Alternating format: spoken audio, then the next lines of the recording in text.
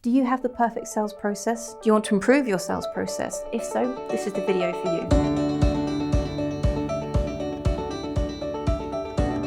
Hi everyone, I'm Caryn Dunlop. I'm a business growth specialist at ActionCOACH in the Royal Windsor area. And today I wanted to talk about designing your perfect sales process.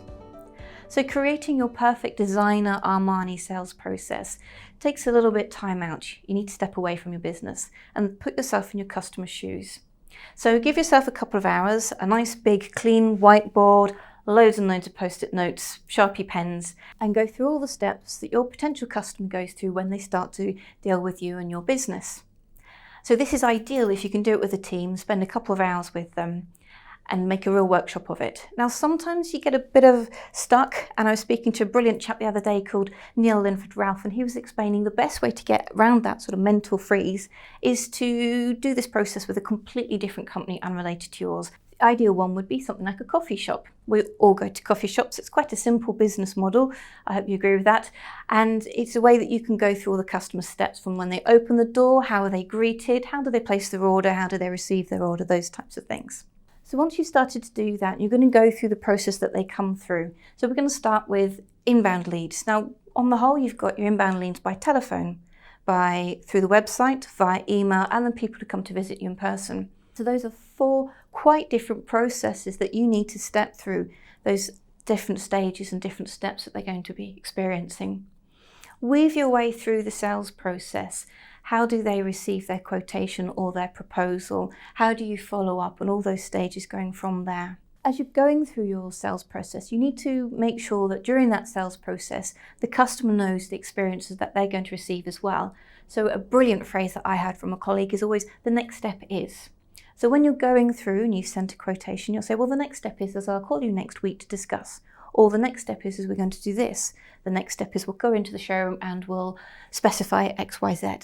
So make sure that the customer knows that the journey that they're going to go through as well.